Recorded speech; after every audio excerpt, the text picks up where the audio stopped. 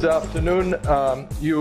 Well, some of you, I guess, Tony, you've been here at least once or twice. Theo, you've been once at least. Yeah. Okay, so what I suggest we do to start with, if we do a quick introduction, literally who you are, what you practice at Salus, how long you've been at Salus. Some of you are very new, some of you have been with us for some time. So a very quick intro, so everybody else has an idea what you do, and then we start immediately with the way the workshop runs, which I'll explain after the intros. Do you want to start, Rachel? Yeah, I'm Rachel. I'm a sleep practitioner, and I've been at Salus since maybe February. I'm just on my first client, so I'm very excited. Great. Do you want to explain in a few words what a sleep therapist does? Yeah.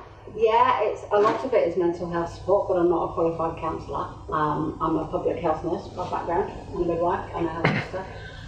So I come that way. So it's holistic. It's looking at family environment. It's looking at temperament. It's looking at the life story behind it, and then it's very much about bedroom hygiene, controlling your racing mind, working with hormones involved in circadian rhythm and all that. So a little bit of science, quite a lot of active listening and support, and putting the two together. Fingers crossed. So you help people to sleep better and take as regular sleep. Great. Yeah. Theo. Okay. Everyone, my name is Theo. I've been in the clinic around 2 months, I think. Yeah. 2 months. So I've been treating several customers. My occupation is massage therapy. So basically doing different variety of massages, like starting from India heads, sport massage, deep tissue, relaxing and aromatherapy massage. Hot stone is still in progress as I purchased the heating bag. It's very nice and relaxing massage because in cold weather it's very deep, and then it can touch your senses really deeply, so you can literally melt down on the couch, and I really liked it, but it's gonna take time till that bag arrives. So yeah, basically that's the massages I do. I graduated on 2010,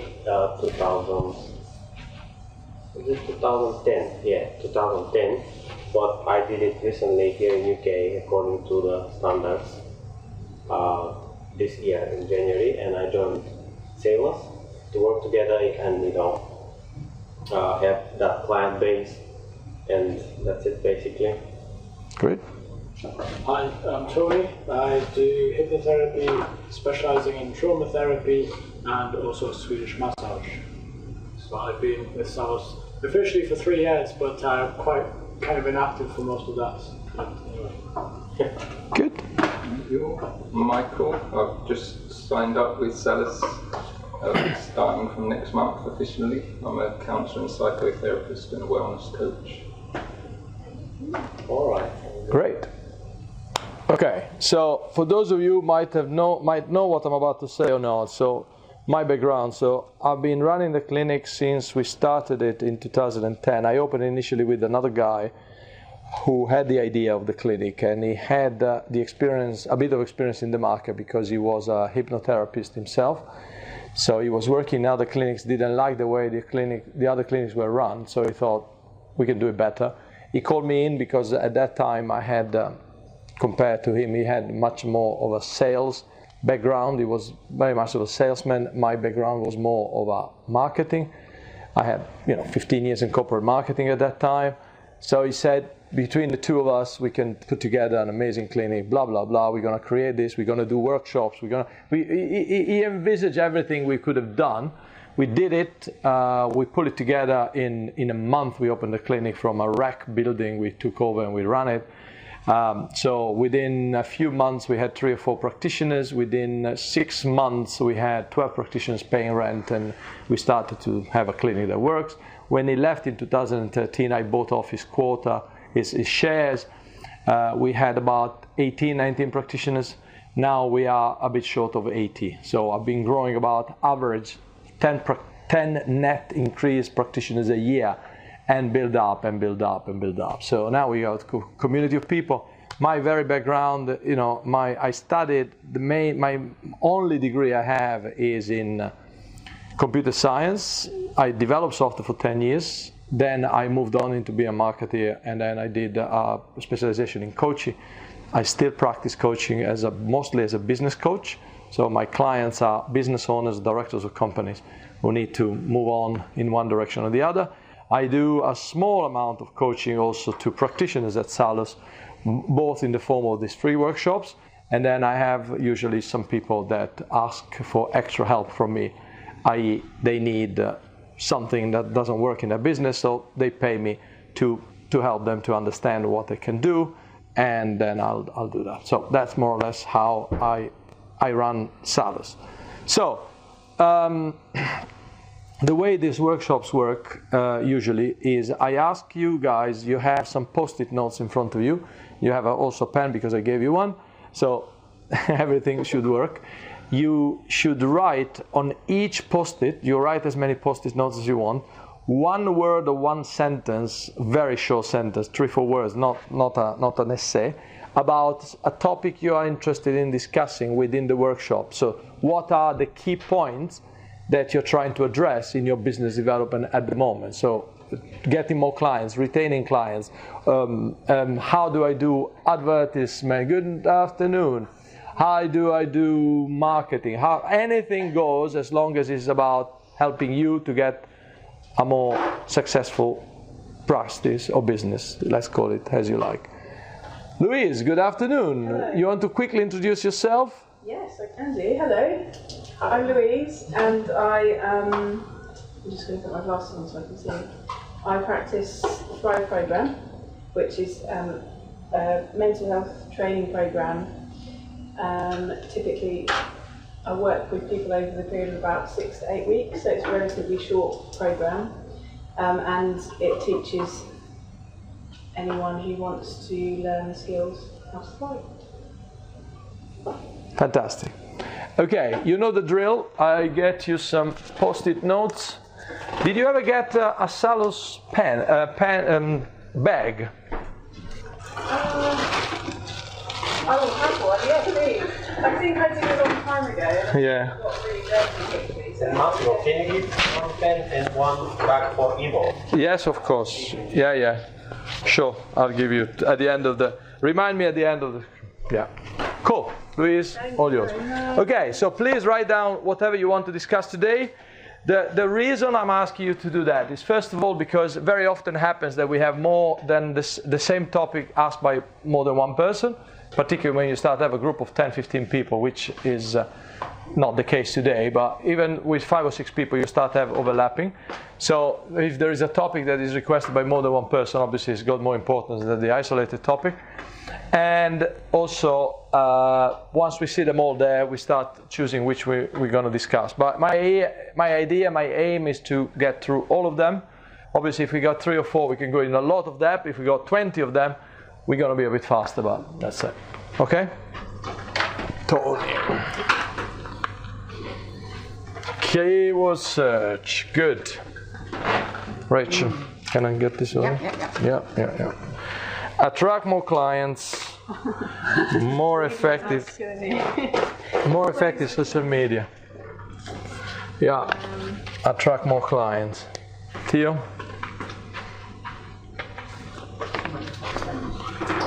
You wrote on the Other side? I can. how to reach more people with advertising. Okay, we'll stick it like this. Okay, sorry about that. It's okay. I didn't realize where it is. Yeah, there is a saying. Is that all you want to say, Tony, or there's more? Right.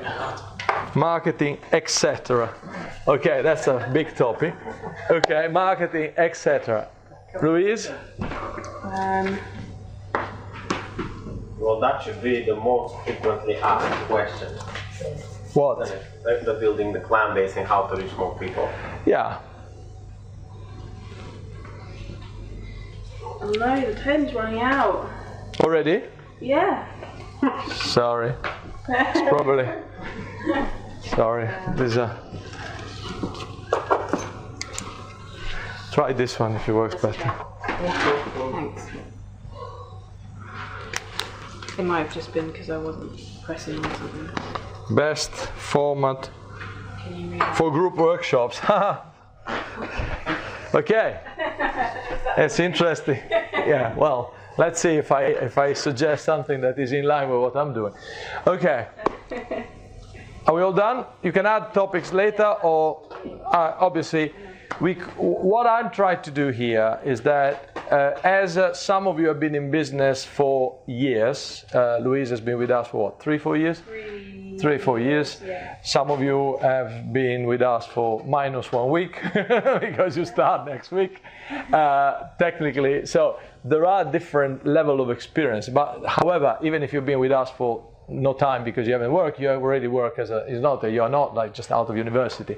So the experience that you have building up a practice somewhere else should still come out in this conversation. My aim is not just to lecture you guys, which I could do. I could say, oh, today we're going to talk about Twitter and spend 2 hours talking about Twitter. Yes, blah, blah, blah, blah. You can watch a lot of videos about that. The difference here is you are asking the question you want to hear the answer for. Some other people might have already the experience, so I'm encouraging other people to reply to the answer to these questions rather than me just lecturing again. Obviously, hopefully, I have the answer for most of the questions you're asking. Therefore, if nobody else can help, I step in. That's the format I like to run for these workshops. Okay, so we got keyword search advertising. This is a very specific pay-per-click. We'll look into that. We got more effective social media. Attract more clients. Here is how to reach more people with advertising. That sounds like still advertising. Marketing, etc. Okay. Best format to run workshops and best ways to engage people at events. This is a more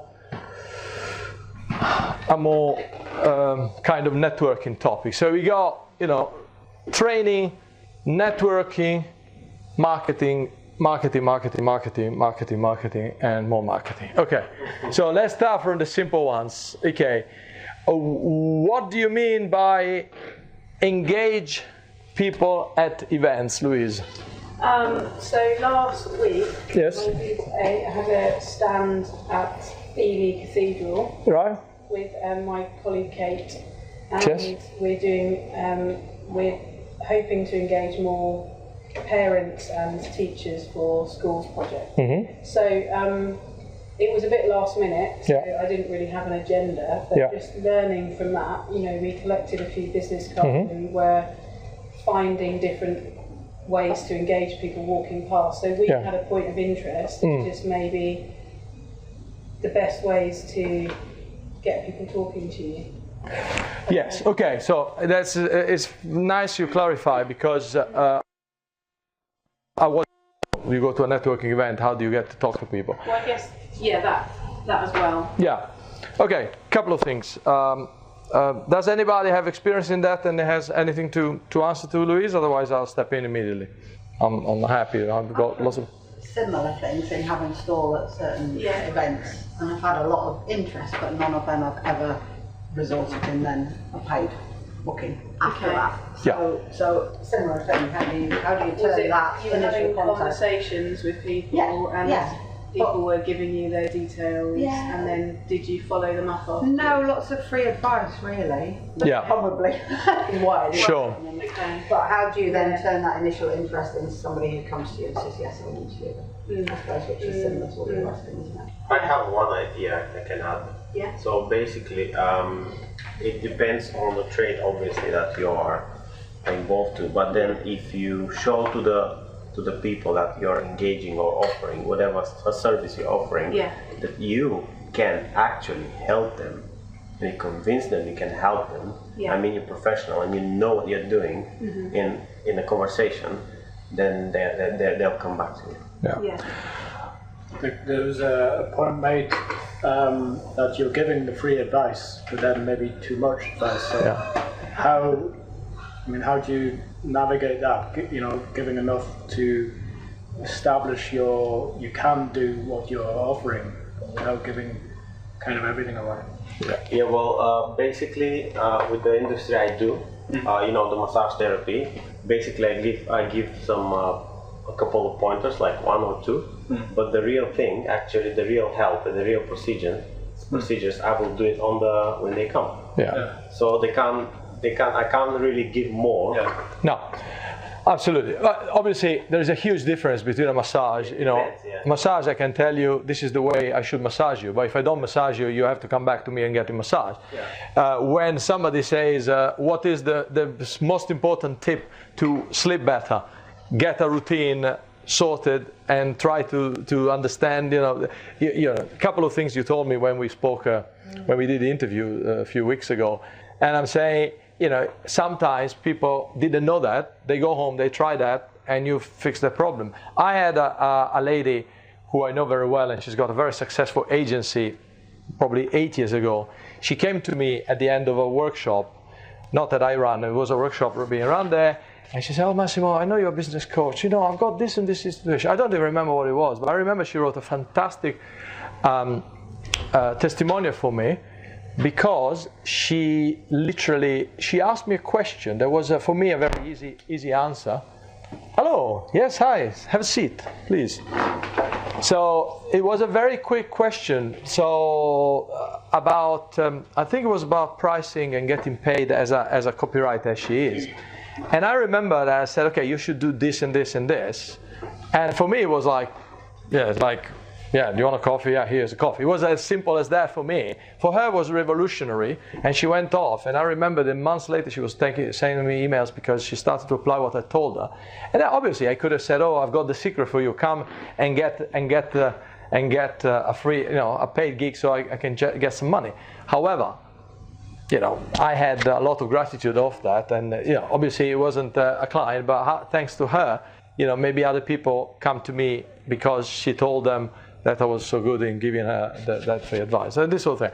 However, going back to your specific question, so you're running a gig, you are one of the maybe 10, 20, 50 points of attraction into an exhibition. So it's very difficult to know exactly what to do in this situation, because I was running exhibitions for the ceramic tile industry, so I was marketing manager for a ceramic tile company, so for a company making machinery for the ceramic tile industry.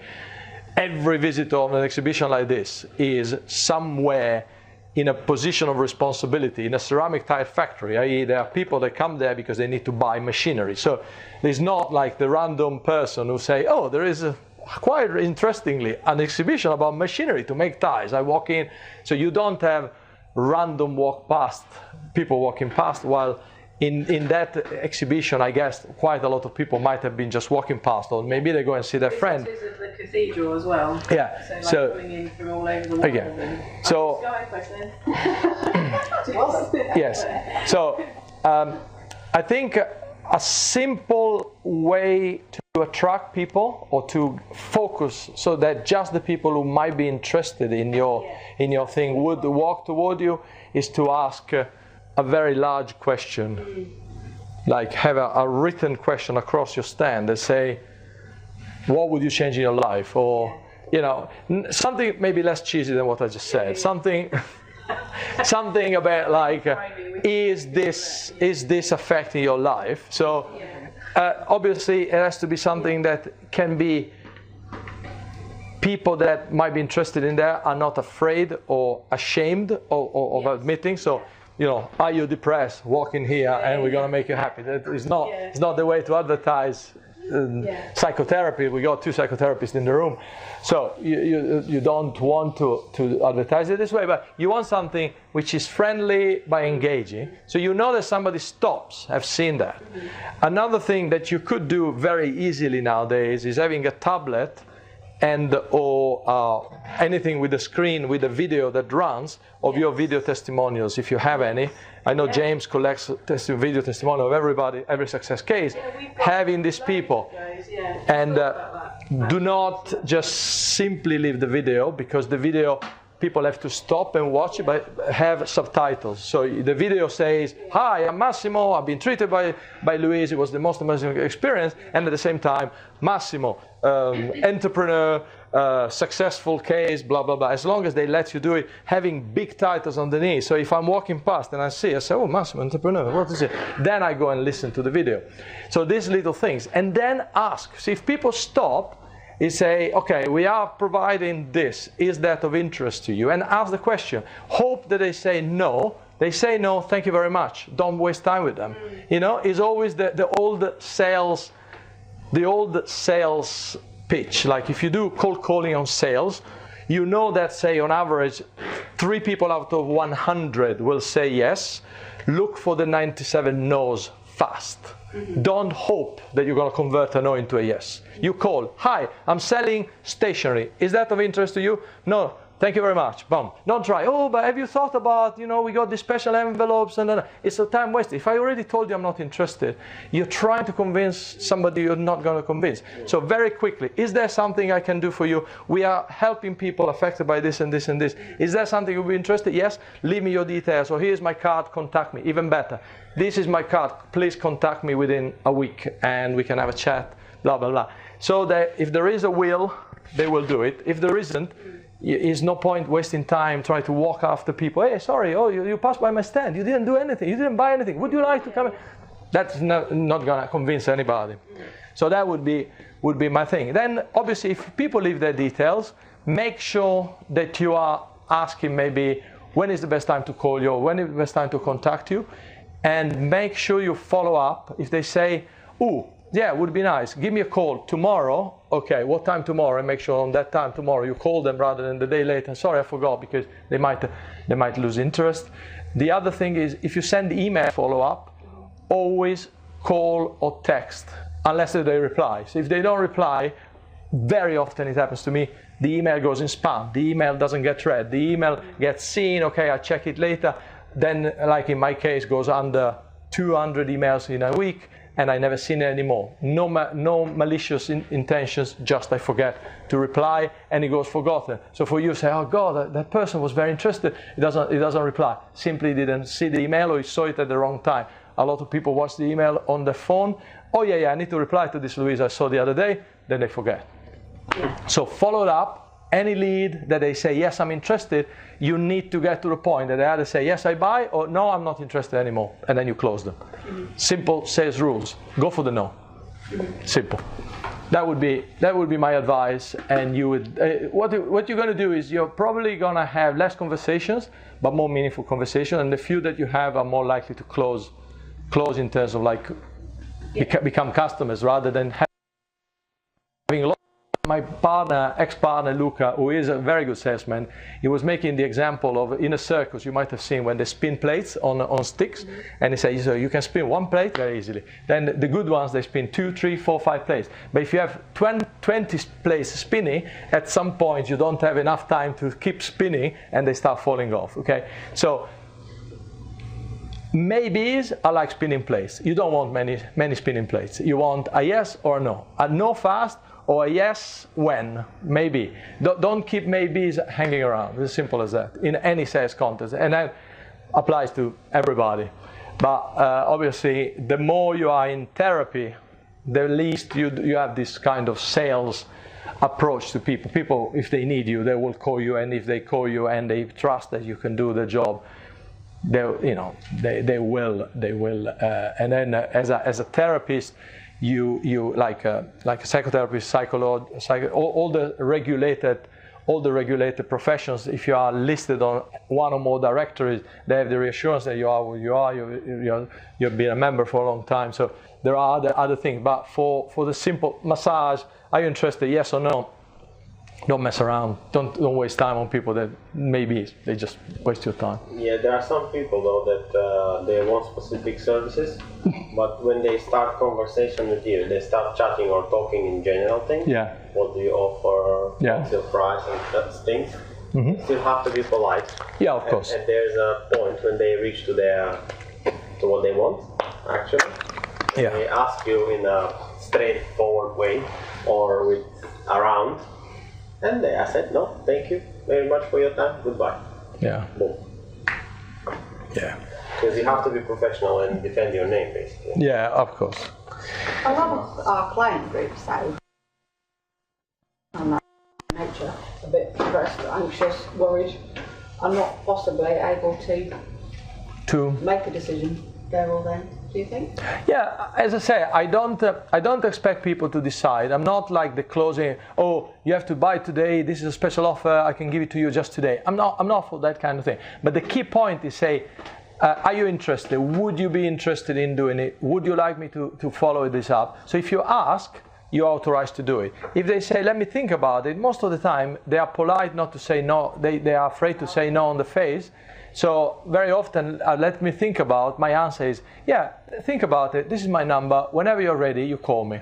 Done. So you've done your job, but as a prospect, in terms of what a prospect is defined in sales, I write it off. For me, is gone. I'm not going to follow up this person in 3 months' time. Hey, you know, not even a Zen monk thinks for 3 months to take a decision. So, you know, think about it. Usually is, I need to look at my agenda. Is it not on your phone? You know, I need to do my diary. You know, it's all these excuses not to give you a no on a face in the hope that you don't follow up. So you don't follow up. Simple as that. There's enough. Can we try the door open again, Vic? Yeah, we can. Are you hot? Yeah, it's just very noisy, but yeah, we can do that. It's fine. We'll leave it. It's fine. Is that answering enough your question, Louise? Yes. Great. Yes, thank you. Okay. Now there are a few people here that says more people, more clients.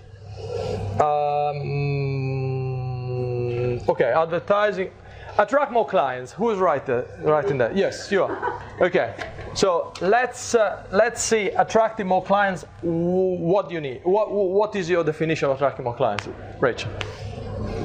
Okay. I suppose a wider scope and more people that say they're interested to actually book an appointment. Right. So that turning initial interest into something that. So. Are you talking about having more conversation with people or be able to close more deals? Close more deals. Close more deals. Okay. Now, the key point is there is always what they call it a sale funnel. Yeah. So you have like everybody in Cambridge that might be, or in Cambridge or in Cambridgeshire or in East Anglia or in the UK who might have a problem sleeping. Then you have those people that might want to do something with it, and then people that are aware there are people like yourself, which is probably very, very few that there is. Most people would go and take sleeping pills rather than thinking that a person, by advising and analyzing and listening what they're doing or not doing right, might give them a way to sleep better. Okay, so first of all is awareness. So spread awareness about you and about your practice.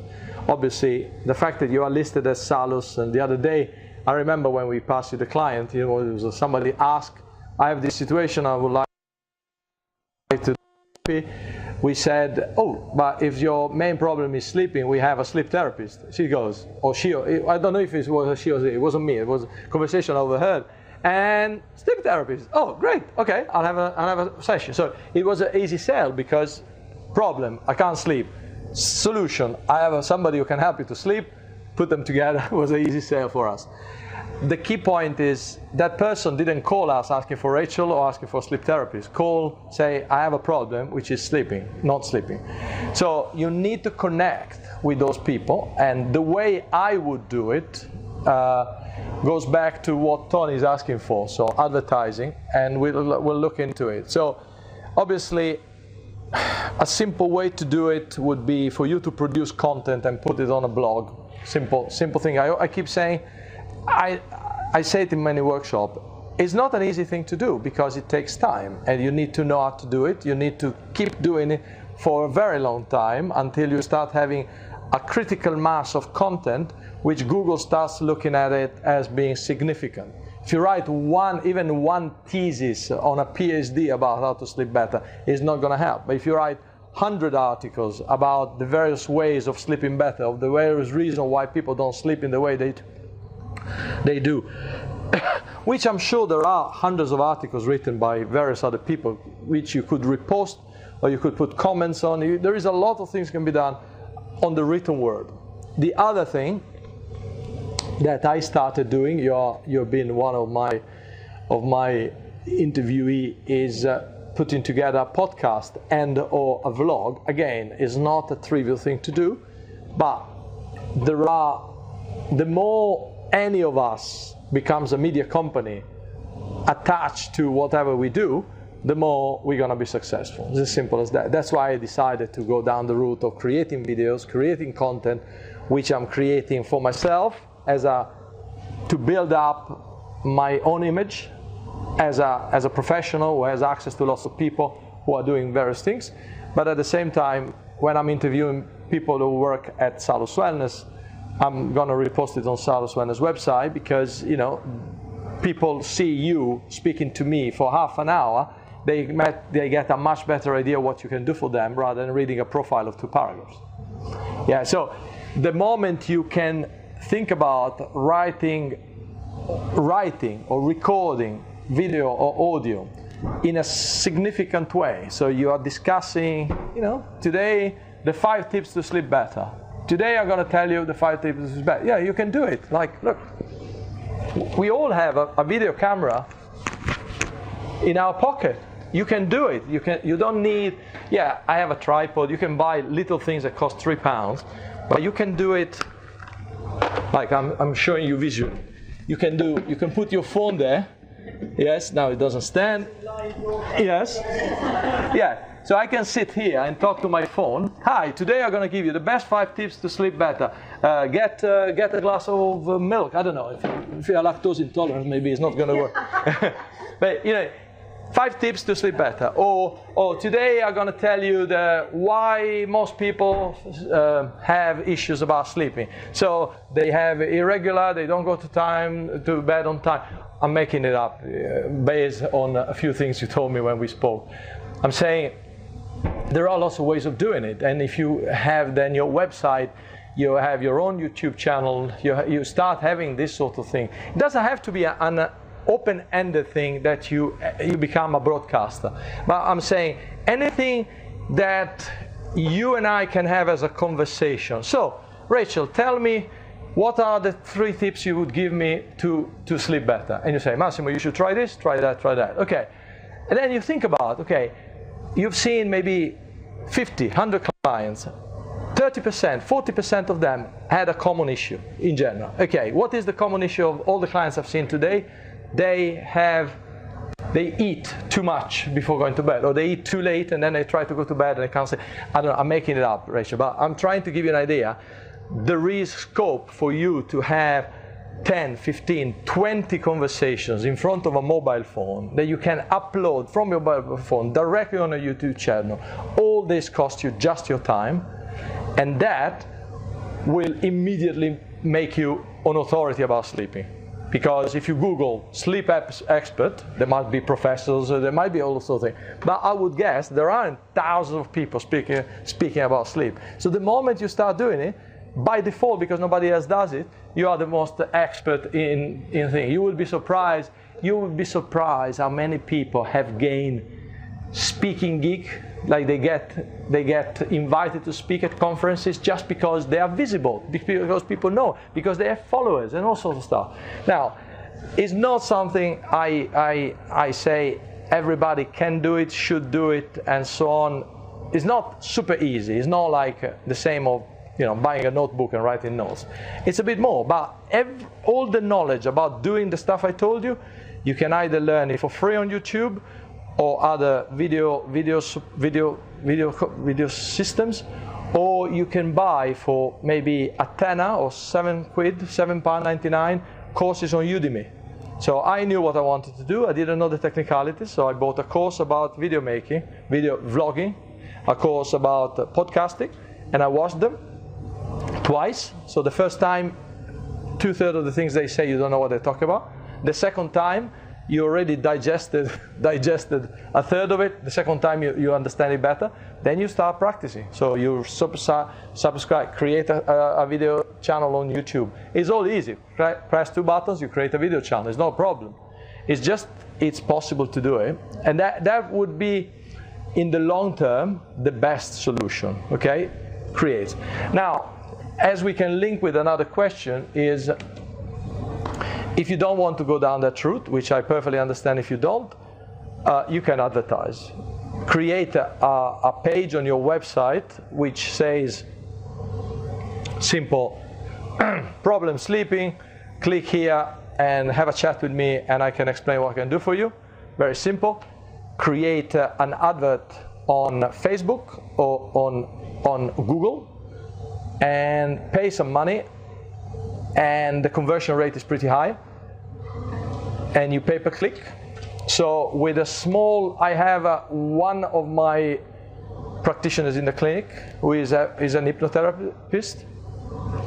I know that he spends about £8 a day, so about 250, 300 pounds a month on Google Ads, and he makes probably, he sees, just in my clinic, he sees maybe 8-10 people a week.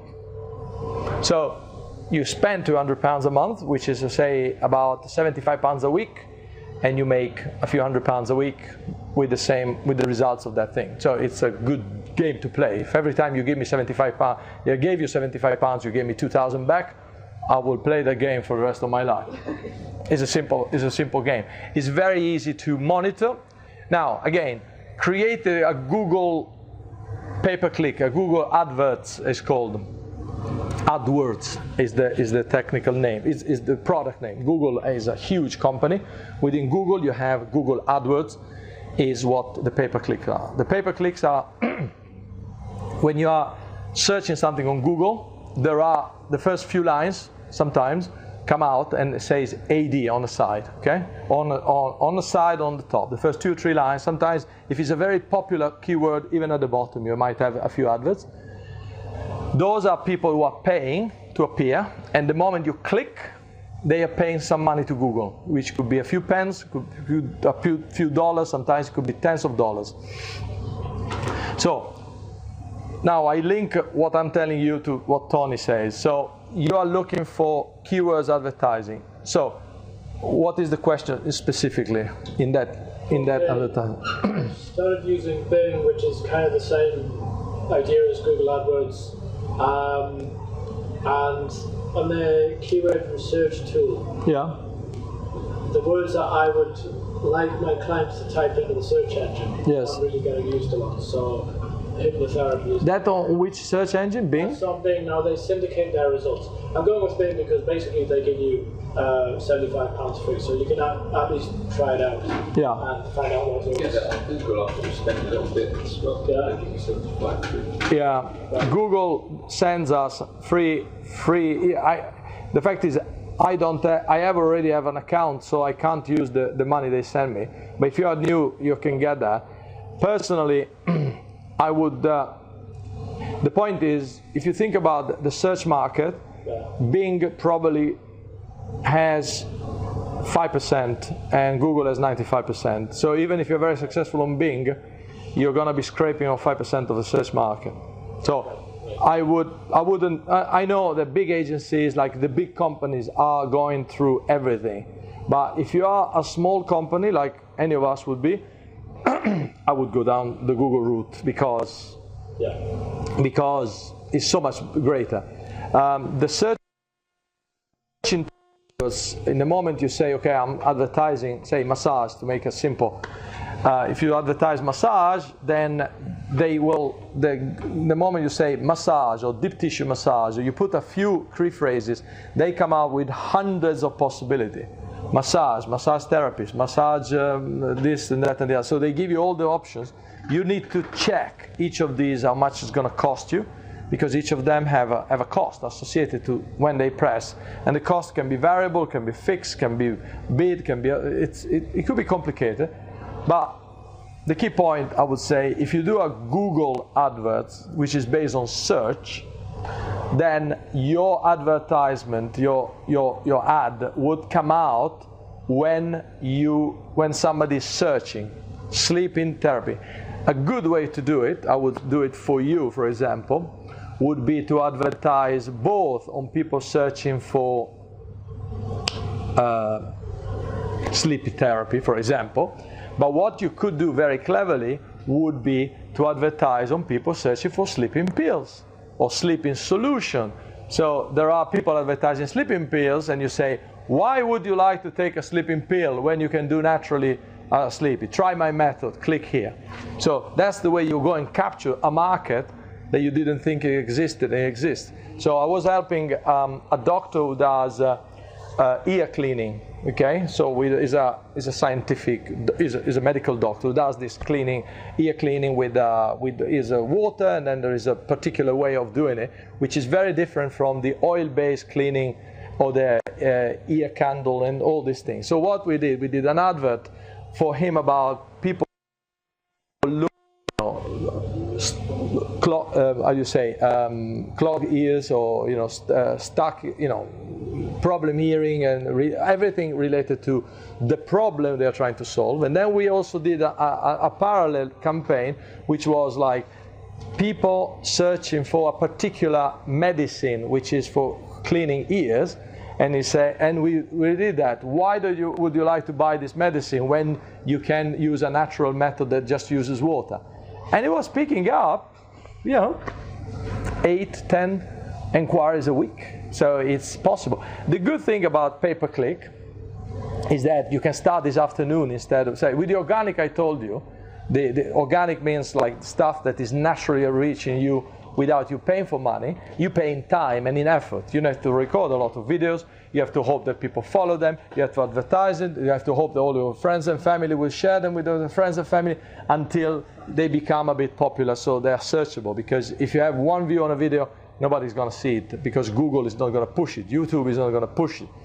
But if you have a video that has 100,000 views, then YouTube, when you go, says, hey, look at this video. Look at this video. So more likely, more people read it. The pay-per-click, which is the paid for, you can start this afternoon because you create a campaign, you press the play button, and it runs. Simple. But obviously there are costs associated. So in one case, you spend a lot of time and a lot of money. No, a lot of time and resources, maybe money if you need to. In a few months, you start see the results. With pay-per-click, if you do the right campaign with the right keywords, you can start having the phone ringing this afternoon. Simple as that. I've done that for a friend of mine who was a plumber. He needed more work.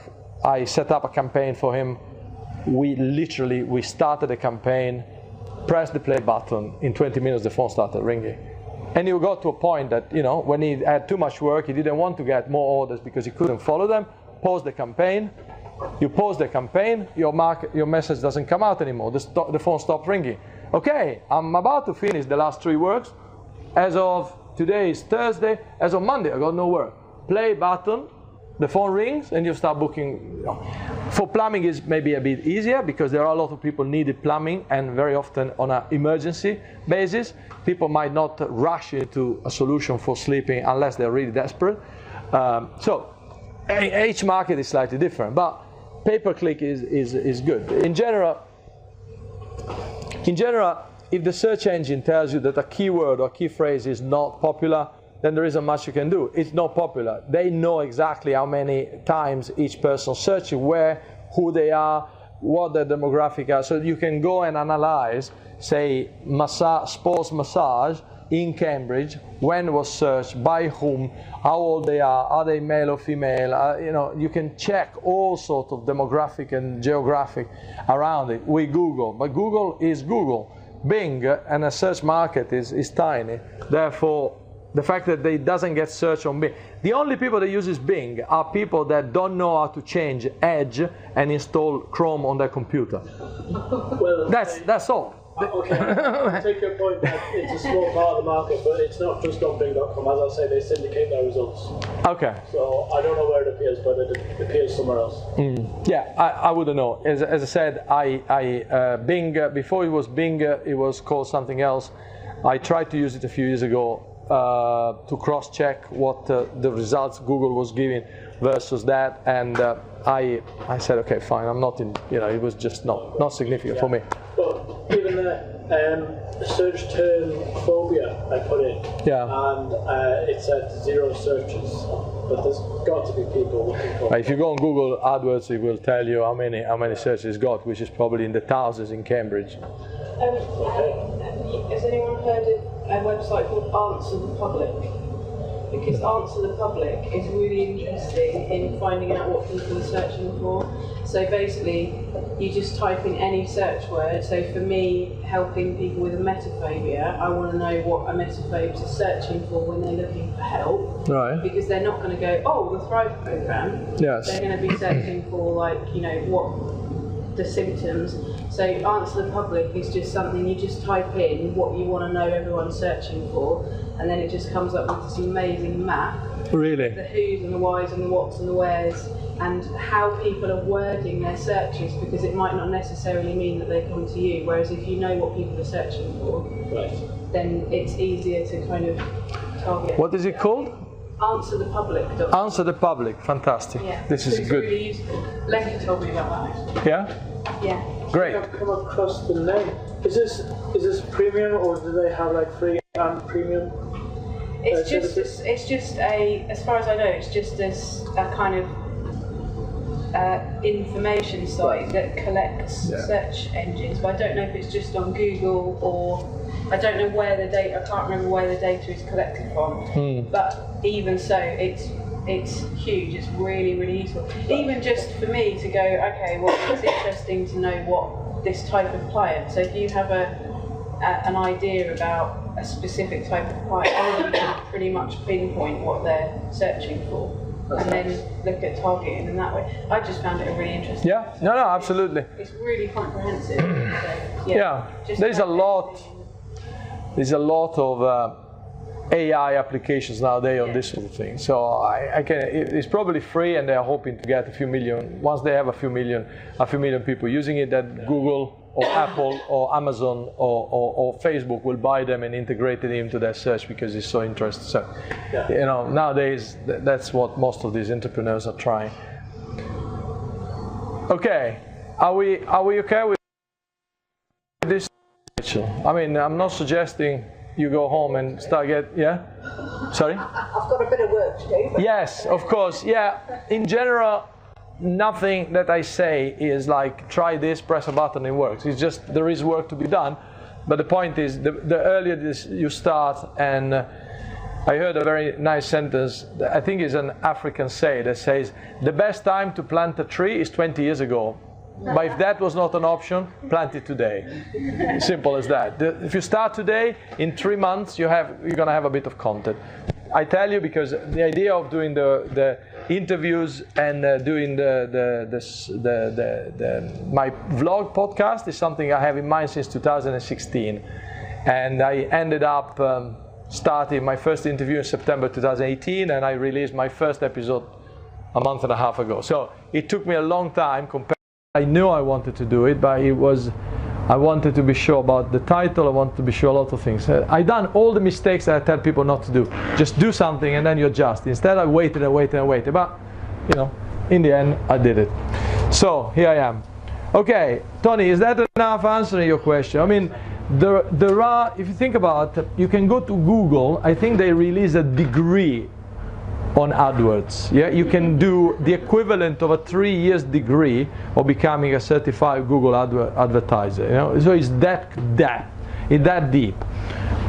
But that, if you were working for, you know, a large agency, or a friend of mine was working as developer for hotels.com, was working for them, AdWords with 270,000 key phrases.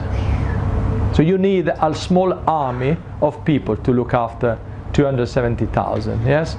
So you can imagine how complex it can become. So you have to think about, Google AdWords is the thing that each of us can use for our small little businesses, but the same tool, maybe with some extra, maybe, are used by Amazon to advertise their product to us. So, you know, so it's anybody from $1 per year turnover to, I don't know, many hundreds of billions turnover. Yeah, it's the same tool. It's not like years ago you would use maybe a small agency if you are a small person, you go to the big London or New York agency if you are Amazon, if you are the big one. Nowadays, these tools are across the whole spectrum and everybody can use them, but obviously they need to be simple enough that any of us can use them, but they can handle complexity beyond comprehension for me. I don't want to think about managing 270,000 keywords or key phrases, but that's the way big companies are doing, because obviously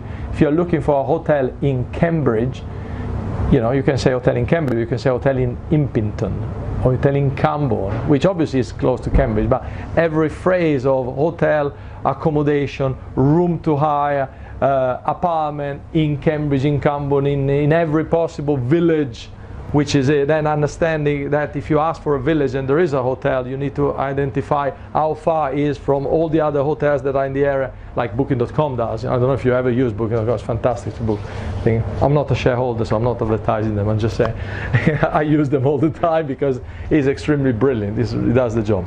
Okay, let's move on to our marketing, etc. Michael, marketing, etc. Obviously, marketing is like medicine. Okay, in terms of like medicine, you have anything from like how do you call it? you can have oncology, you can have cardiology, anything to do. So marketing is the same thing. Within marketing, we have everything about bringing customers to you, which could be advertising, could be nowadays could be social media, could be content generation, could be anything. What is the topic or the subtopic you would like to talk about?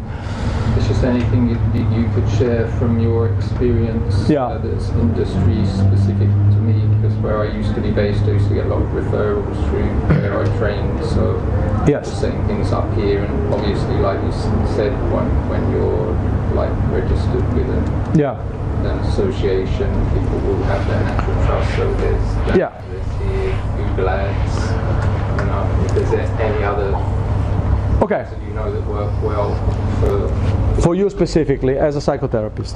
Okay, so as we grew to be like mostly a physical clinic into now mostly a mental health clinic, we have more therapists who are hypno, NLP, starting say hypno, NLP coaches, counselor, psychotherapy, psychology, psychiatry. We got the full stack of possible mental health treatments. Okay.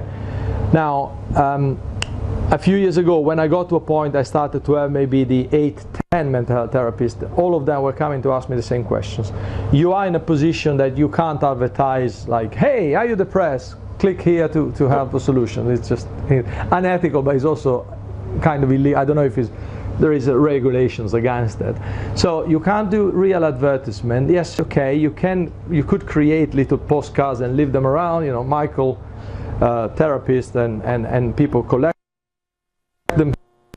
Is also a point where we get a lot of inquiries and we pass them on. So depending on what the inquiries we get, we might pass on to you. If it's appropriate to what you do specifically, we are happy to pass them on. We have days where the phone doesn't stop ringing, and days that sometimes we call ourselves to see if the phone works because it doesn't ring at all. A couple of times I called the number, it's not ringing today, is it broken? No, then it rings. So it's that variable, okay? So I have written a blog post which I will send to you. It's on our website, but if you don't know where it is, it might take a while to find it, which is I think the title is The 4 Health Practitioners, which applies to anybody from the psychotherapist to the psychiatrist if you want.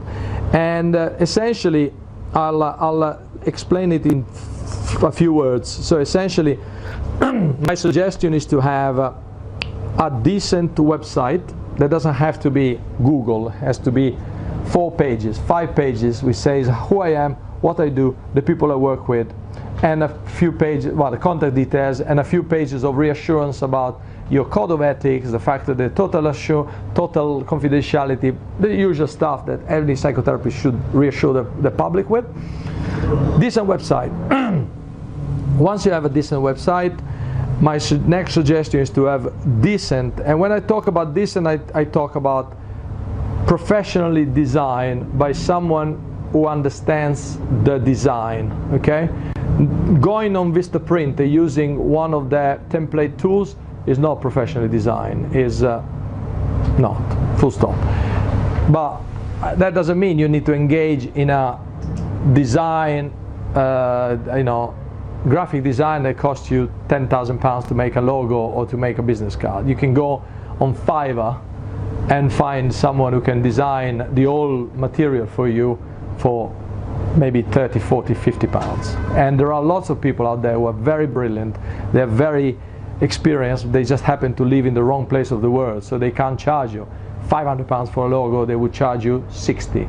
And I have had designs from Fiverr over the last couple of years. I had 3 or 4 logo design and various. So Fiverr is a good source. So you can get a decent business card, which ideally has the same image and the same colors as your website, so there is continuity. So somebody sees your business card, go on your website, they see it's the same person. It's not like you have a green business card, a blue website, and then maybe you have red brochures. Everything has to be aligned and properly done. The next thing you can do is a kind of an optional. Sometimes it works, particularly for people that have one particular specialization, like in your case. So instead of being a bread and butter psychotherapist who works with the common issues like anxiety, depression, you might have a psychotherapist who specializes in phobias or in addictions or in something else. So if you have that level of specialization, it makes sense to have a little brochure.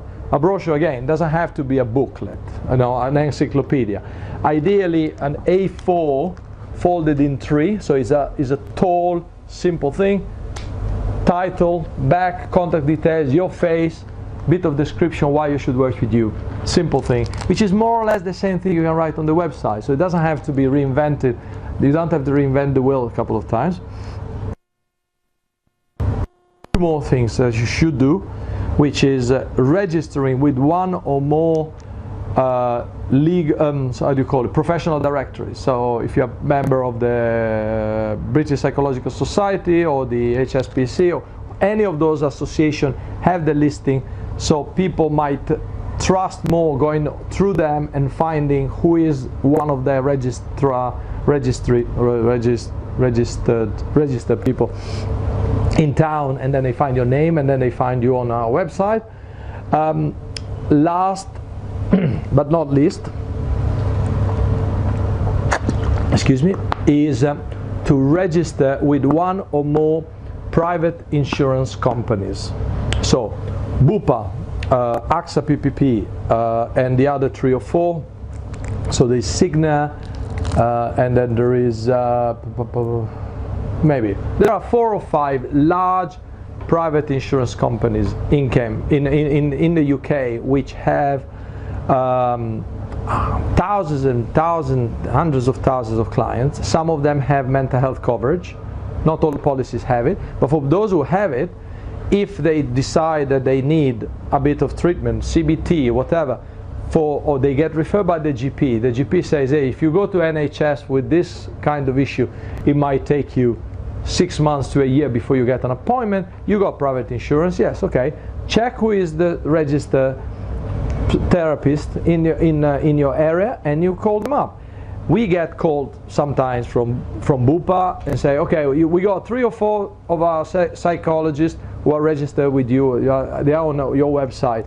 Do you know if any of them have capacity? And we say, okay, we know that this person has 3 months waiting list, this other person, but one of them has capacity. So we tell them, yeah, contact them directly. So you can get a lot of referrals through them. So, Bupa. Yeah. AXA. AXA. Yes, and then Aviva.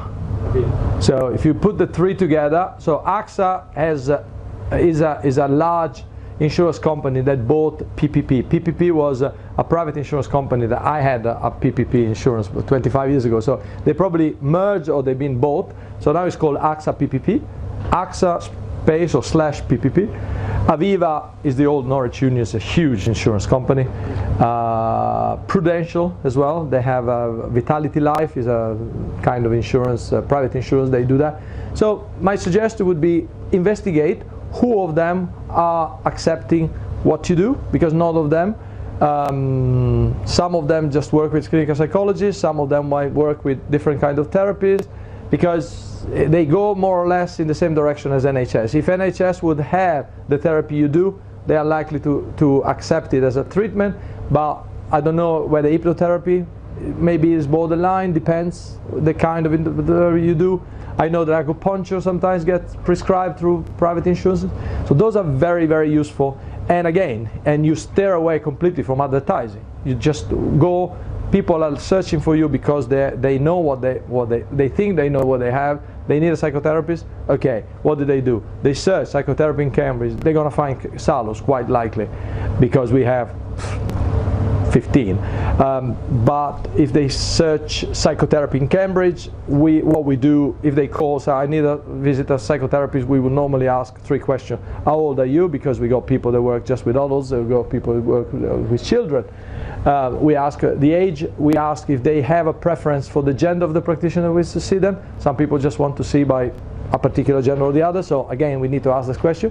Once we know that, you know, the person is, you would be one of them, then we say, Michael, do you have space for a person? And again, some people say, okay, I need a psychotherapist, but I can just see that person at 7 p.m. on a Wednesday. And again, what we normally do if we are uncertain about the person, we send out an anonymous email and we say, okay, we got a 35 years old male affected by depression, mild depression or extreme depression, whatever they describe to us, we tell. And he is looking for a psychotherapist who can treat them at 7 p.m. on a Wednesday. The first person that comes back, yes, I can do it, then we'll pass it on. And then at that point, the client is yours. So far, it works pretty well, and it helps us to keep everybody busy as much as they want to be busy. As I say, the clinic gets a lot of inquiries, sometimes simple, like a depression, anybody, I don't care what time, whoever treats me, I'm fine. Others are a bit more specific, so we need to be a bit more careful of the way to do it. But we treat it with confidentiality, so we don't pass you the details until we know that you are prepared to do it. And then when we say, okay, are you okay to pass it to the final person? Yes, you contact them, you agree, and from then on the client is yours. That's it.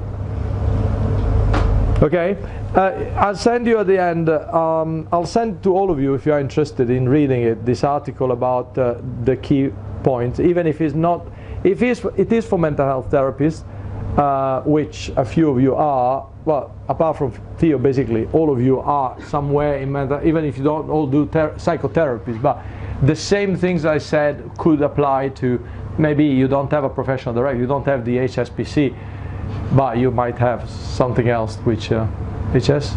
No, HSBC is for the... It's a bank. No, HSBC is a bank. Okay. Oh, HCPC. HCP, there are so many.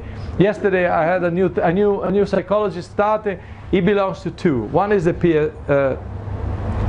what is it called? BPS, British Psychological Society, but he also belongs to which one is it? HCPC. HCPC. Yeah. HSBC is a bank, yes. Yes. Is that answering the question, Michael? Fantastic. Marketing, etc. has been answered. Now, what time is it? 3:10. So we got 50 minutes. Okay. More effective social media. Who is asking for this question? You. Okay. Now, if you ask for more effective, tell me what you're doing already, and then we'll see how to make it more effective. Posting out via various Facebook groups. Okay. Mainly Facebook, because that is kind of my generation, but I'm aware my client group is probably 20 years younger than me and is more on Twitter, Instagram, Pinterest, all of that. Okay. That's a huge topic in yes. itself. Yeah. No, we are not going to solve the problem today. I'll give you some tips. Think like a 20-year-old. Sorry? Think like a 20-year-old. No. Okay. So the first thing to think about, yes, you want to know where the people you want to address are. So there's no point advertising on LinkedIn if you try to address 20 years old people or 18 years old people. Most of them would be, if you want to advertise rather than generating content, which is different, Snapchat is great for 13 to 16, 17 years old.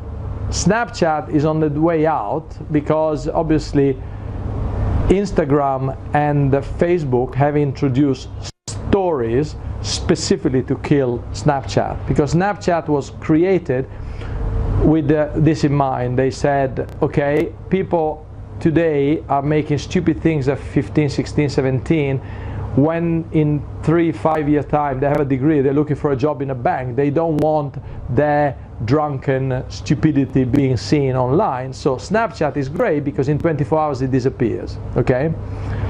So they created that. So nowadays people, so Snapchat is just 24 hours existent and disappears, okay? So that's an easy to have a lot of interaction at short term, but you know, in order to be realistically active on Snapchat means you have to post several times a day, otherwise you're nobody. You know, if you post today, in 24 hours it's gone, you post away again in a week, nobody's gonna see you, okay?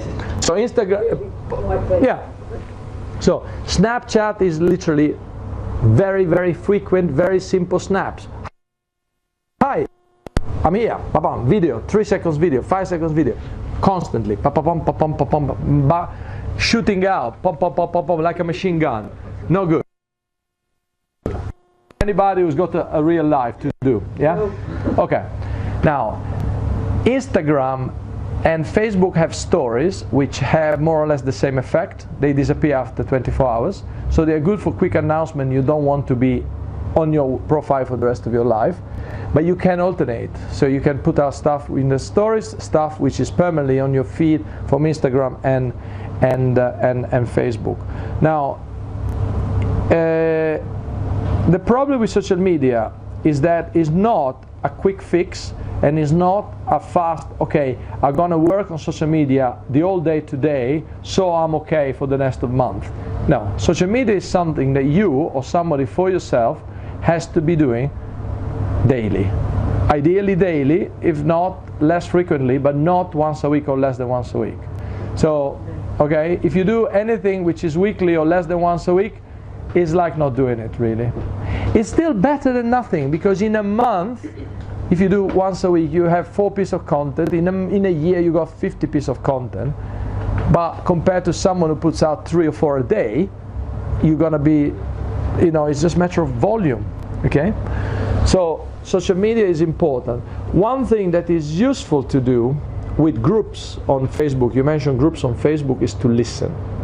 So there's no point say sitting today and program that you're going to release a lot of stuff over the week and that stuff comes out automatically like you don't care. It's like throwing leaflets off an helicopter, you know? You don't want to do that. You don't want to throw adverts to people. Hey, read my piece of content, read my piece of content. You don't want to do that. What you want to do is put out a piece of content and hope in engagement, hope in likes, hope in people putting a comment. If they put a comment, if it's positive, thanks them and ask them to share it. If they put a negative, you reply in the most polite way to say, thank you for your comment, I appreciate it, what could have done different, what could have said different, and so on. So start engaging with people and listen and listen and listen. If you are on Twitter, one of the best things to do is to create, if you use, I don't know, TweetDeck or Hootsuite, you can create listening tabs. So you can go and create a list which you can create. You can list, I don't know, the 5 people that you know that are the best tweeters about sleeping, okay? And then you create a list, and then you watch that list, and you listen to what these people are putting out. And when they put out something, you tweet it, you retweet it, you put a comment, you know, you interact with people, so you engage in conversations. Because social media is not, it can be used for advertising, but people that just say, hey, I'm good, hey, I do this, hey, look at me how good I am, nobody listens to them, because social media is about social, it's about interaction. So just shooting out messages in the hope that people will buy doesn't work. So the proportion of content and useful content and retweeting versus your own content in the hope that people buy from you should be probably 80-20. 80% content versus 20% self-promotion. If you do anything opposite, or 50, even 50-50 is already too much. If you do 80% promotion and occasionally, hi, I'm going to have an ice cream now. Some people alternate business, business, business, and then they take a picture of the pizza they're about to eat and this sort of thing, which I don't like and I try not to do, but some people do that. If you have a Twitter feed which is very much interleave your life with your business, then again it needs to be well moderated, well balanced, because people ultimately will interact with you. They want to see you as a human being, not as a machine, as a advertising machine that just pumps out messages like buy from me, buy from me, buy from me. They don't. We are naturally, because we are so bombarded by thousands of messages, and nowadays with all the social media we are bombarded by thousands of messages a day, our brain has learned to ignore that. Think about you came in today into Cambridge.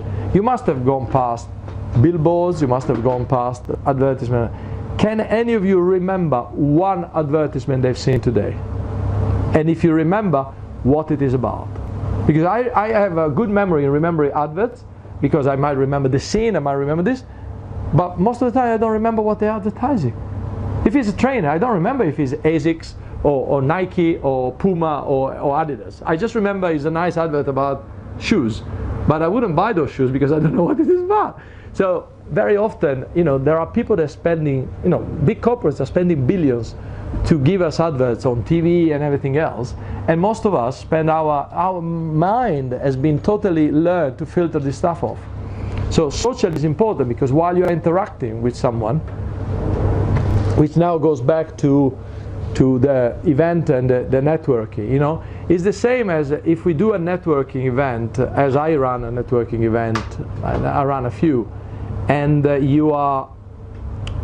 only thing you do, you arrive at a networking event, there are 10 people, you say, hi, I'm Rachel, here's my business card, hi, I'm Rachel, hi, I'm Rachel. Nobody wants to do that. But if you arrive and you say, oh, how are you doing? You're having your tea or your wine if it's a networking in the evening, and you just exchange, what are you about? You ask questions, you show that you are interested in what they do, and then they might ask what you are interested in what you do. Because if you just go there to self-promote and shoveling business card around, most likely you're not going to be very successful. But if you engage in meaningful conversation, maybe with 1 or 2 people, and then you go back the following week or the following month and you see these people again, hey, how you doing? And then they introduce you to a third person. Once you've been going to a few of these networking events, now people start recognizing you. They remember you are the sleep therapist. So it's a pity Elke is not here today. She's usually coming, she's been with us for the longest time. And Elke does all of her business via networking. She's a member of one networking organization. She goes to 2 or 3 meetings a week. But now she has built a reputation where everybody, in a meeting of 20 people say, oh yes, Elke stands up and say, oh yeah, I am a Elke and I help people with pain with a number of techniques. And 3 or 4 people in the same group say, oh yeah, she treated me, I had a back pain, I couldn't move, now I'm fixed. Once you hear 3 people in a group that say, she's great at what she's doing, if you have back pain, where are you going to go? You're not going to look on Google, you're going to ask her. So that is all about interaction, and the social aspect of the networking is very important. So that's what I would suggest for social network, social media and stuff. It's a process. You need to have a process. You need to have a way of doing it, which is more or less systematic. It's part of your weekly work out. It's not one thing you do when you got nothing to do. Otherwise, you always find something else to do. It's as simple as that. It's like people that buy a gym membership, so eventually they might go, and they always have a good excuse not to go. So they make all the gyms are rich because most of us buy a membership and they never go. If all the people that have a gym membership started to go to those gyms regularly, those gyms would close. They wouldn't have enough space for everybody. They usually have, I don't know, thousands of members, and you go into a gym at any time, there are 20 people in there. Where are the other 980? They just pay for it. That's it. Yeah? On that topic, are the meetup groups useful? Is that a good way of... Yeah, like the social media meetup is a good one to go to start with. Really, for me? Yes. Go on meetup.com. There is the Cambridge social media meetup is run by Lenka Kopova. Her interview with me has been released early this week, so on personalandbusinessgrowth.com. Go and listen to her. Okay. Go and listen to her Yeah. on my website, so you can hear what she says and what she does. And she runs the social media meetup I think it's every month at least, but there are 40-50 people attending regularly. And she is running the social media day, which actually is 2 days this year. Last year was a social media day. She did an amazing job in putting together a conference about social media with 150 attendees and 20 or 30 speakers in a day. It was a fantastic job. Lenka did a good job. She's good. So the social media meetup, yes, is good. There is also the Camp Creative meetup, which is about creatives in Cambridge. And there are also social media people in there. But the social media meetup would be the starting point if you want to do it. But you know, it's all about content, and it's all about doing it regularly. A lot of it, a few minutes a day, rather than much one day and nothing for the rest of the month. Okay, that's the message you will get from everyone. And then if you go, I go to her meetups, so I like what Lenka has to say. And yeah, she has some good speakers. So meetup is the way I found all the networking places that I went to go to. So, yeah, it's good to just go. even pitch and mix. Even bits of mix. Even pitch Back and in the day, it's been a while. Yes. Okay. Does that answer your question, Rachel? Yes, thank Good. So, how to reach more people with advertising? Theo, what have you tried so far? Well, I've done. I visit weekly, maybe 3 or 4 businesses, including Piero hairdressing, including cafe in Cambridge, including that CB2 coffee. Probably, I have in some dining places where they serve food around my area.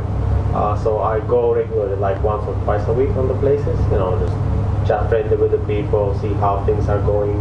And at a couple of places I noticed that my business cards are disappearing, which means people are taking them, but they're not gonna call you straight away. Sometimes it takes time with this type of trade, let's say like that. What else? I spoke with a guy.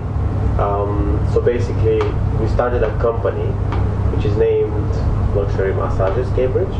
So there's gonna be a website. It's gonna be like sister's company, another company, and he already has a website. He uploaded our profile. So on 3rd of June, we are finalizing it. We're connected with Opodo system, which is basically when they go, they see your profile. Okay, these 2 therapists are working for our company in Cambridge, and then when they click there, they can ask me for appointment.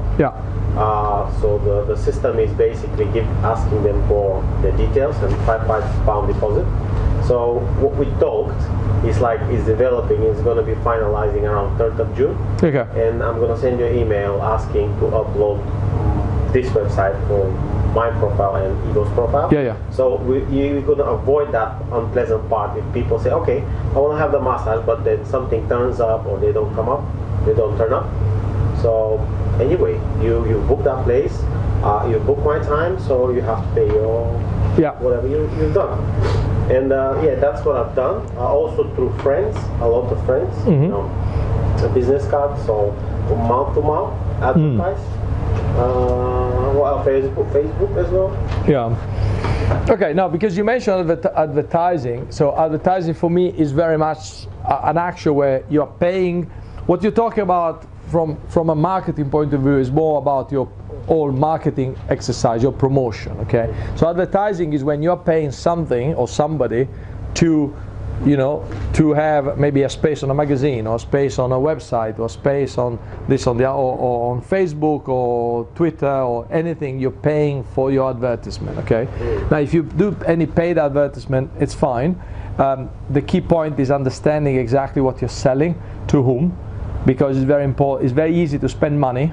Like one thing I would suggest to avoid really completely in 2019 is spending money on magazine advertising, because they just waste your time. They just waste your money. I mean, you're not gonna make, if you spend £300 in a magazine ad, which is likely to be a magazine like The Independent or those free magazines you find around Velvet and all these things that you can find around in Cambridge, their price for a page, a full page, is probably still going to be around £1,000. There's no way that with one advert that comes out 1 month in the magazine, you're going to make enough money, let alone to pay the £1,000. Yeah. But think about £1,000 of your income.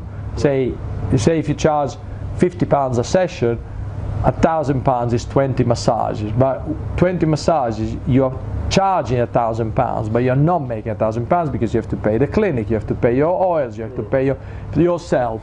So you need probably to put together probably 30 or 40 massages to make £1,000 profit, which would go straight into the magazine adverts. And there is no way that a single magazine advert will generate 30, 40 massages. It just doesn't happen.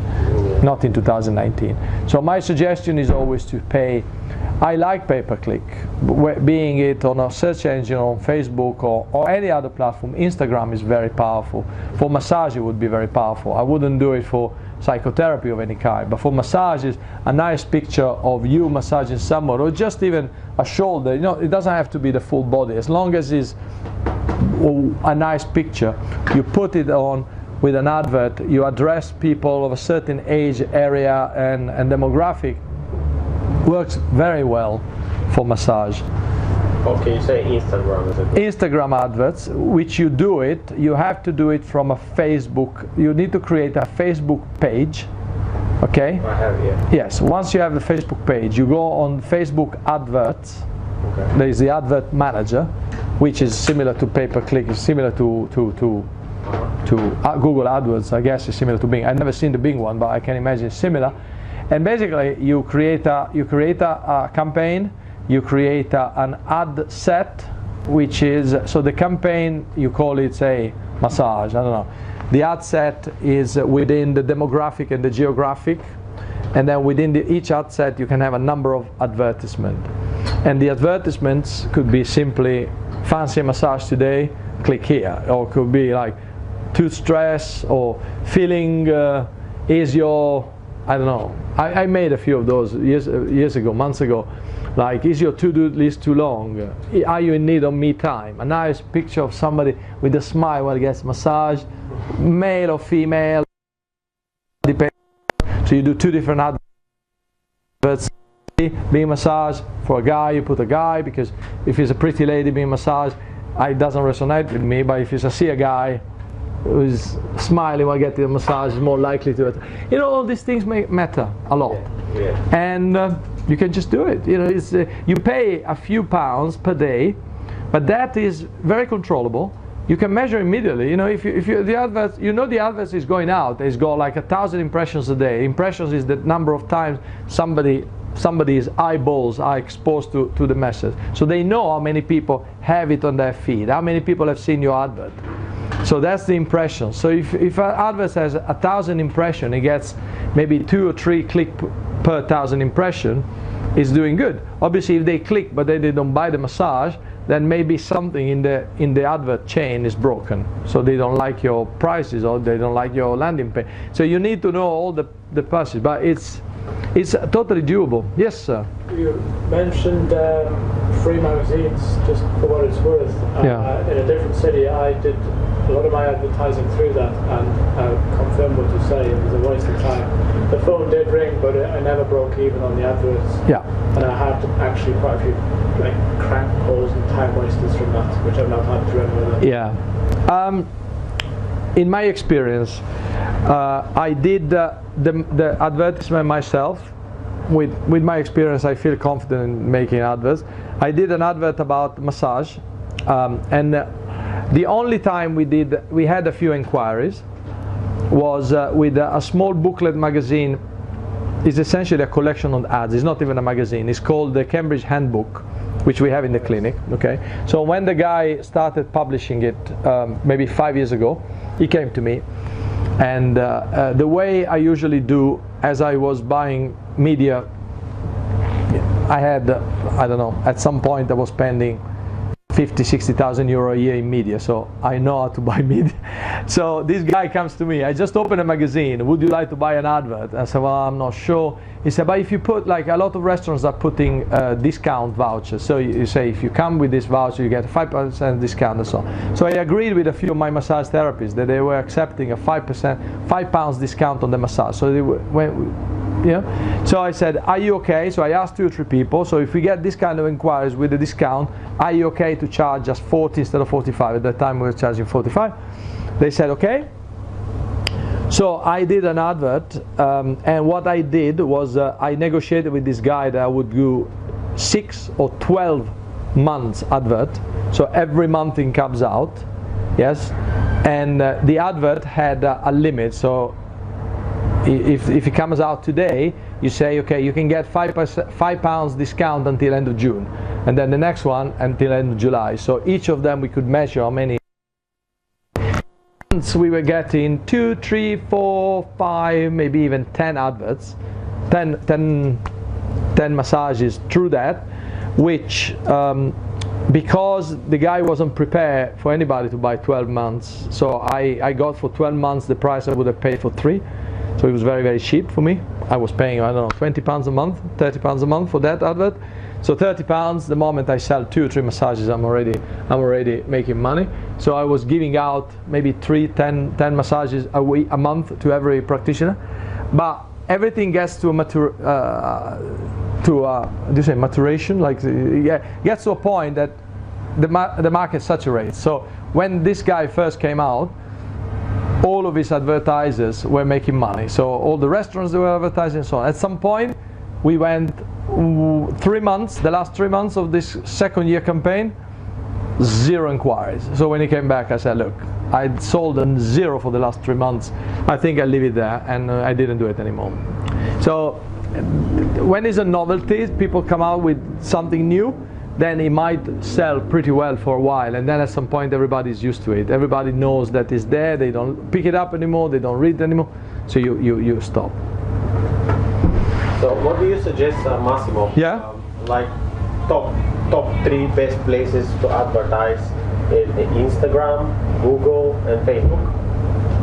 I would, well, Facebook and Instagram are the same company essentially. Yeah, they are 2 media, but it's run by the same company. So Instagram is owned by Facebook. So if you advertise on your Facebook page, so you do a campaign for advertising on your Facebook page, you have the option to come out on Instagram feed or Instagram stories. So you can create the adverts, even separate adverts as part of the same campaign. Some of them will be sent to Facebook, some of them will be sent to Instagram. I would not do Google if I were you. Okay, why? Because on massage in particular, the keywords are very expensive. There's a lot of competition. Okay, so you might be paying maybe 2 or 3 or more pounds per click. And so it's very easy to spend 15 or 20 pounds a day and nobody calls you because they click and then maybe they don't agree on your page or they don't like, because the Google has to land on your website. So they don't buy directly from Google. When they click, they land on your website, and there they have to make a decision. So maybe I'm wrong. Last time I checked, the keywords around massage were very expensive. Pounds plus, £1.50, £2, £3.50. So that means every time somebody clicks on the advert, £3.50 come out of your pocket. So pay £3.50 for 1 click. If the person doesn't buy, if you get 10 of those a day, you're spending £30 a day, or otherwise, if you put your limit of spending to say £5, you get to a point that you're getting 2 clicks a day, and then you run out of budget. So people, you don't get enough engagement. So it's expensive to advertise in Google Play, and you. It could be. It could be. Facebook is cheaper. At the moment, Facebook is probably the most cost-effective way of advertising any business. And growing. Okay. Yes, sir. Is there a good target to have in terms of the percentage of clicks that convert? It's a very complicated question to answer. Obviously, no. I tell you why. Because if you have a lot of impressions but no clicks, your advert is not is not attractive enough. People don't click, okay? But if you have a good advert, so you have a lot of clicks, but then people don't buy, then there is something wrong downstream. So that you have the ad, the landing page, the purchasing mechanism, okay? All of the three need to work with each other so that you get a sale. So at what point would you say my clicks aren't converting, I need to really take a good look at my website or whatever? Yeah, I mean, if you get lots of clicks, so you're spending money for the adverts, but then the phone doesn't ring or people don't fill up your form to buy your offer, obviously is your landing page that is not converting enough. So it has to be more buy now, it's time to do it. So you need to know exactly how to tell people how to buy. Ask for the business. If you don't ask for the business, like some people, they might do a good advert and then it lands on the homepage of their website. They say, hi, welcome to my website. Where is the message? They say, buy, click here to buy. If there isn't, then people don't click and they go away. Most people will not spend time to find out how to buy. If there is a button here, book now, like I've added every therapy nowadays on the Salus website, there's a book now button. Since I added that, we started to have 3 to 5 inquiries a day through the website. Before we had 1 a week. Why? Because if you go on a mobile, you see massage therapy, click here to book. You click on the book and say, leave me your name, leave me your email address, tell me maybe what you want. But we know that you click on the book for the massage and we contact you and say, okay, you are asking for a massage, what massage would you like? You see? People use the form in preference? Absolutely, 3 to 5 times a day. Right. On our website. No search, I don't do advertisement. But our website I was checking yesterday, the analysis for April, Google said our website has been part of search nearly 14,000 times in April. We have, and we have traffic, direct traffic on the website, 2,000 unique visitors from Cambridge a month on average. We are extremely well optimized. If you search a lot of the things we do, we are on the first page of Google, even if, so it took a long time to do it. It wasn't like an overnight success, but yes. Are we okay with that? That means that all of our profiles going to be regularly checked.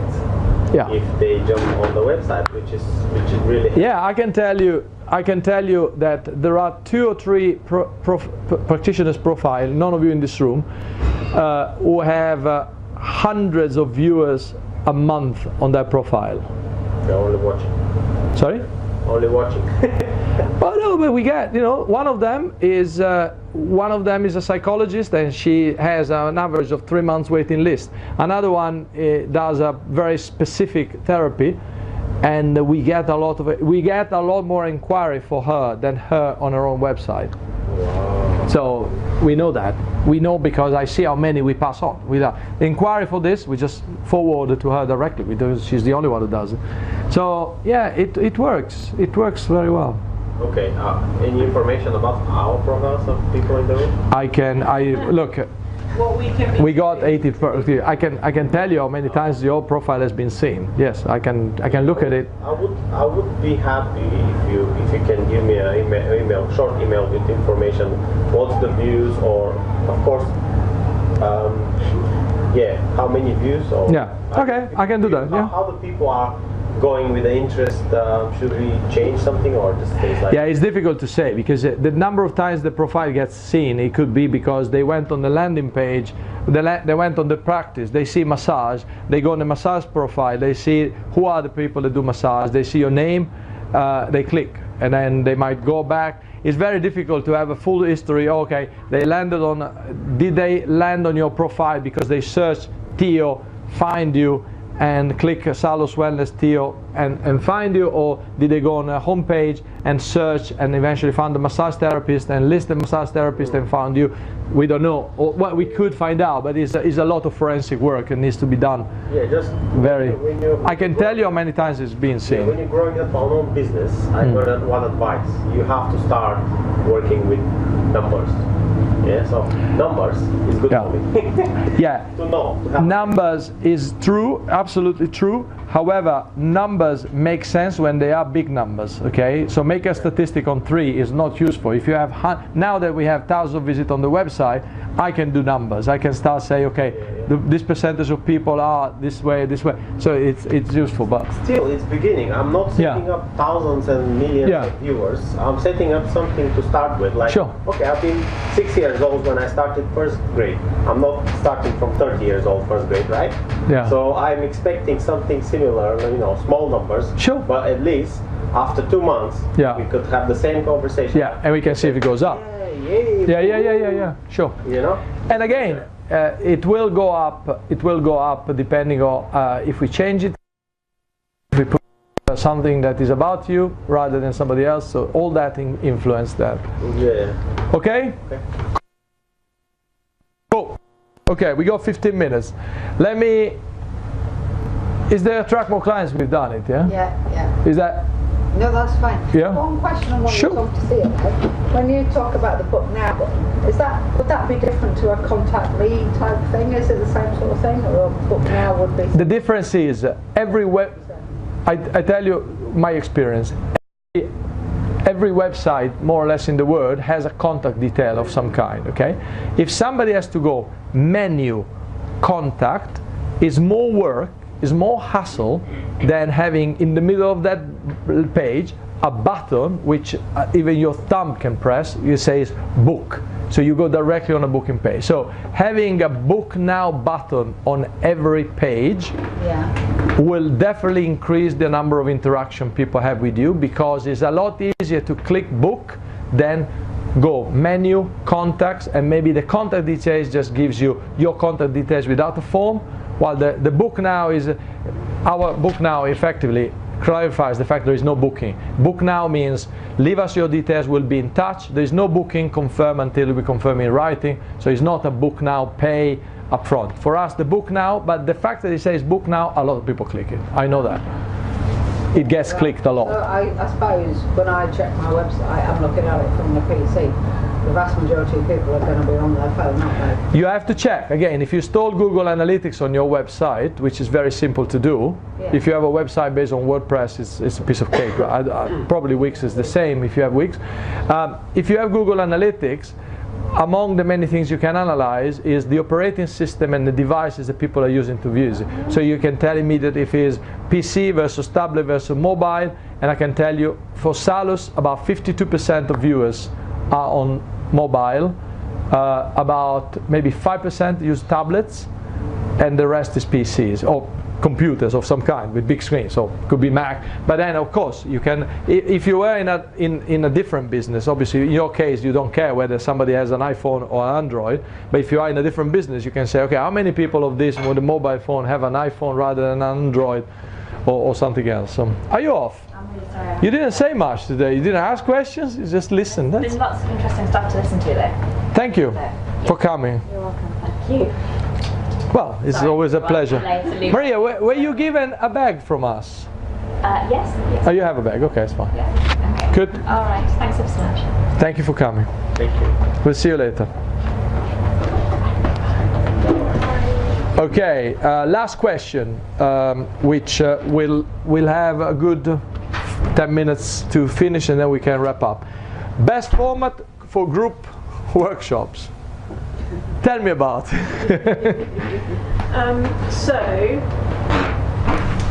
Although I will continue to work one-to-one with clients, as you know, Kate and I are doing projects together. So the idea is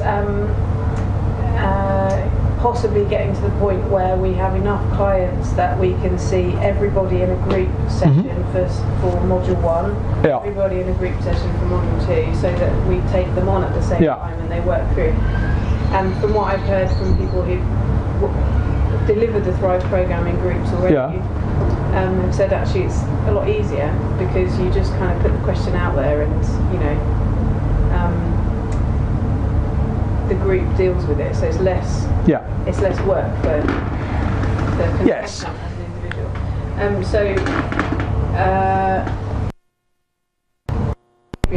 I've got an idea about how to do it, but maybe just suggestions of what works well, I guess, because also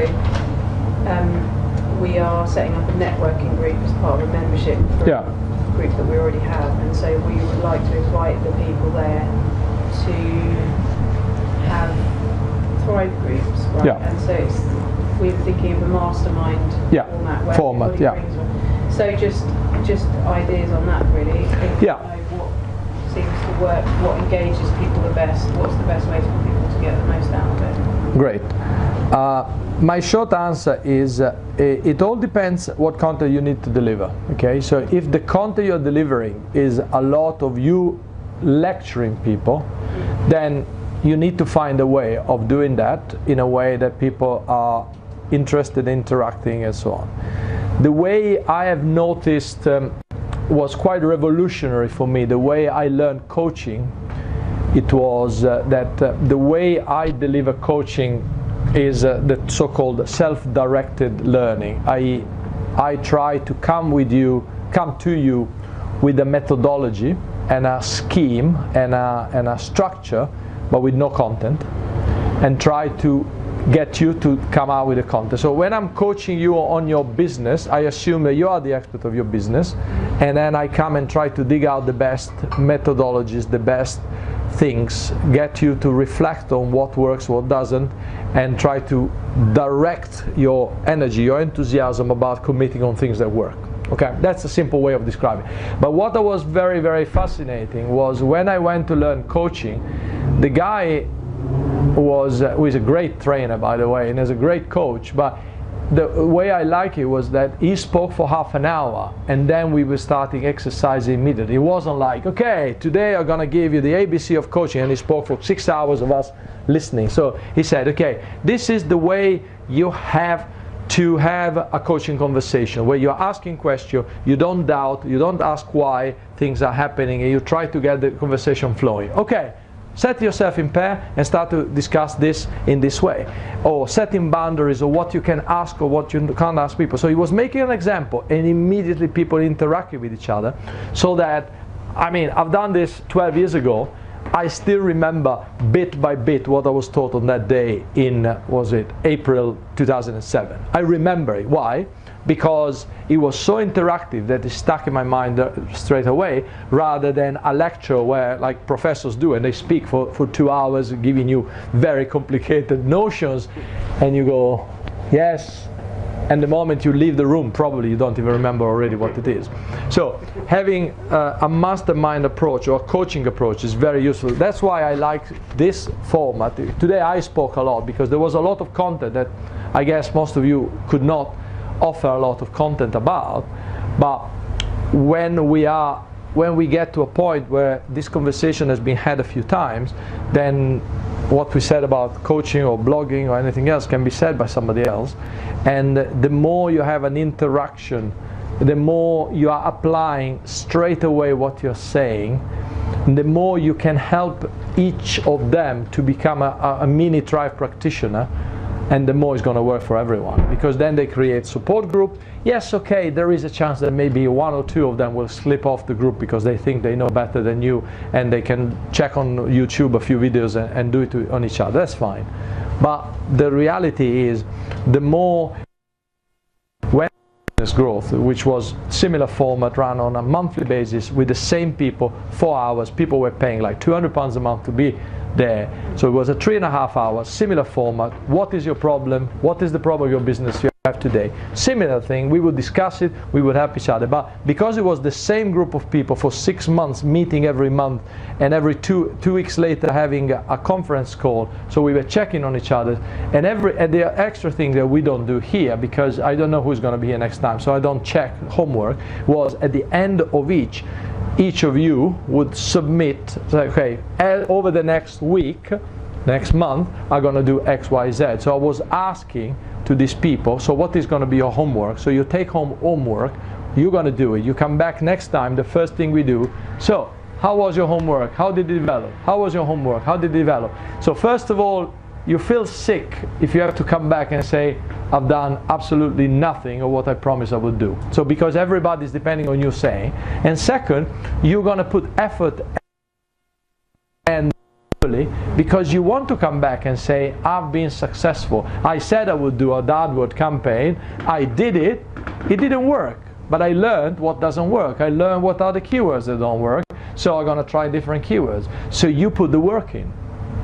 It's as simple as that, and that brings home results and permanent results. But it's the same of people say, all of us know or could know very easily with YouTube how to be fitter if we want to. You know, there is millions of videos how to do circuit training, how to become a free climber. You can do everything, but there is a difference in knowing and different in doing. And what you do with these workshops, in particular, if it's a workshop which is delivered over 6 weeks or 6 months or 6 fortnights, I don't know how often you're going to do it, but if it's the Thrive program, the 6-8 modules deliver over time, you know you're going to do this, you know you go home, you have to homework, and even better, get them to do buddy. So today you two are going to tell to each other what you're going to do, and then next time, first you report to each other, have you done it, have you not done it, or you say, okay, if it's every 2 weeks, in the week in the middle, you two have to have a phone call or have a coffee together and discuss how you're progressing on what you said you would do. So you get a lot of accountability. That's really good, because this is how you motivate each other, and then if you're alone, you might get lost at some point. Yeah. But if you're two of you, then come on, have you done it? Yeah, exactly. Wow, how did you achieve that? What about this or something? Yeah, exactly. People, it's the same as if, I don't know if you ever had this brilliant idea, okay, as of next week I start running every Monday morning. If you have, I know I used to be like this, so I had the determination to get up at 6 o'clock in the morning and go running. I've done it for a long time. It works.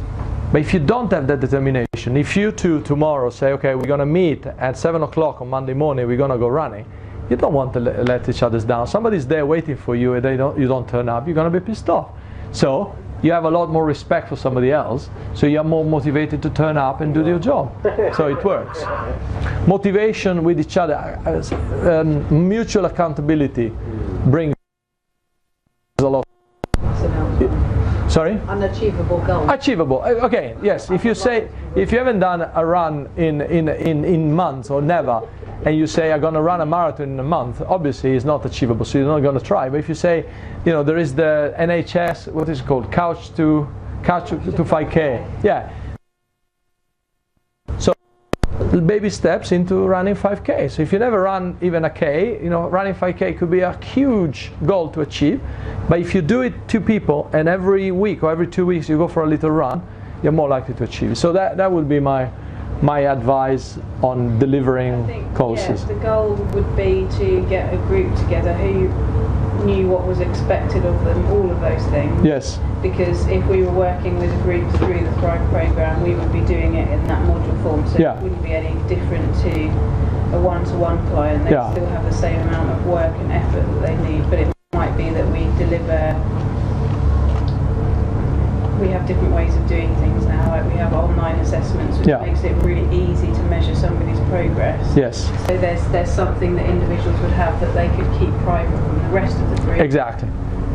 But other ways of being accountable to each other with something that they don't necessarily need to share all the gritty details. It's just about what they've learned this week and how that applies to them. And there's an important aspect that if you are talking to people in business, what we did was signing an agreement with everybody involved in these coaching groups, and part of the agreement was the total confidentiality, so nobody could discuss outside the group what each other's business, because you come in and you say, okay, my business is not, in general you do these kind of groups because your business is not going as you want. You know, if you have a thriving business, you have more money that you can shovel into your lock, you're not going to do it. So you do it because your business somewhat needs extra work, okay?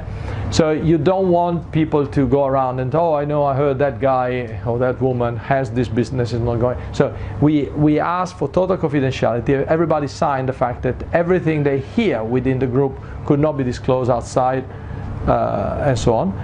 But in your case, you're also dealing with people that have mental health issues, might have mental health issues. So there are even more vulnerability, which some people might not want to share in the group. So you need to be very careful about being clear. Okay, if there is anything that needs to be specifically disclosed with me, then maybe we can talk separately. You need to offer that. In my case, it was very easy, and people would just come in and say, it was extremely open. I mean, I've seen amazing progress made by people creating business from scratch, people transforming a business which was hardly working, people that are admitting finally that they can't run the company and make it.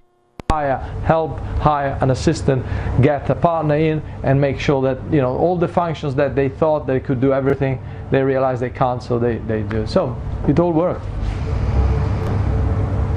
Okay, people, I would say it's 4 minutes to 4. If you have any extra question, I'm happy to answer, or otherwise we can start shutting down. I have actually one quick question. Sure. As far as you know, are there any limitations on how to advertise a referral system? So what I would like to do is reach out to the clients I've worked with. Yes. And say if they refer me somebody else, yes, full paying client, yeah, they would receive a referral fee. Is there any limitations on, or that doesn't look or sound good? Okay, that is a question that each of you might have different answers. So for somebody like Theo, as long as he has asked his clients, can I follow up on your, everybody should have. There is also a form about how to keep in touch with clients in another article on my website. Yeah. But as long, you need to go, Michael. Yeah, I'll do my parking truck. Yeah, no. If you need to go, I'll answer this question. Don't worry. Right. Thank you for coming. Nice to meet you. I'll see you soon. Yeah, take care. It's my pleasure. Yes, we try to give it to everybody. Just sometimes we forget. See you later. Bye. Okay, so it first of all, it depends on. If you have asked the question at the beginning, so you also commissions GDPR, yeah. So if you have asked people since last year in May, since 25th of May last year, you should have GDPR compliant forms, i.e. you should be asking specifically to people why you're going to keep their data and why you might be contact them, for what reason. Okay. Now, if you are a person that cares about them, you could just simply call or email these people and say, hey Joe Blogs, how's it going? I was wondering, after 2, 3, 6, 12 months, 15 years, you've done the program, how things are going. And you start a so obviously, if you systematically send out an email to everyone, dear ... without even putting their name, and say, I'm doing a referral system. But I don't know how many clients you had so far, but I guess they are not in the thousands. They could be a few tens or a few hundred. I don't know how many they are. Not even that many that I could contact. Okay. Because some of them the ones that sure. I know I can safely contact. But we should be careful, because GDPR will prevent you from sending out a mass email to everybody in your list to say, hey, buy here. That's a marketing message, okay? Right. But if you contact every individual, that's why I say open a conversation. If you contact every individual with a genuine question, dear Joe Blogs, I was wondering how's it going? I haven't heard from you since X, and I was wondering whether are you still thriving? Simple question. If Joe Blogs replies, again, you're not selling anything to him. You say, Joe Blogs, would you be interested in an opportunity that I'm now offering to my ex-clients? And if Joe Blogs replies, yes, Luis, tell me about it, then you're not selling anything, you're answering to a question. So that's a conversation you can have. What GDPR does not allow is sending out blanket messages to thousands of people that might even not remember who you are. Like if you are a large company and collected tens of thousands emails, or even worse, what was happening, I collect 10,000 emails from Salus. We don't do anything like this, by the way. None of our contacts gets passed to anybody that is not the individual practitioner. All of our contact list finishes there. But I could have connect every inquiry we got, and then I can go and sell it to Theo. Even if people were asking for depression, I can sell it to Theo, and Theo could try, hey, I know you came to Salus once, do you want a massage? I can sell it to Tony. So for hypnotherapy, I can sell it to you, but that is what is illegal with the GDPR. But if these are people you have been interacting with, and you send a question, how are you doing, and they reply, then you have it's a completely different conversation. So you can absolutely do it with everybody you work with, because you have a personal relationship. And again, the illegality of GDPR is using a mailing list which was used to sell fruit to sell shoes. That is illegal. The reusability of contacts, where you enter one email address in one place and all of a sudden people sell you mobile phones, insurances, shoes, apparel, all sorts of stuff. So that is what is stopping GDPR. But the rest of the stuff, you know, you your own clients, following up on all clients is totally legit That's thing to do. What it would be. It would be a kind of, I'd like to know how you're getting on, and by the way, I have. So would they have to reply in order for me? I would suggest get the reply about how you're doing, right. So you know that they're doing good. Because again, if they're not doing good, they might not reply, or come back and they're not doing good. You might have an opportunity to say, oh, is there anything I can do for you? You might sell it to them again, or do something with them.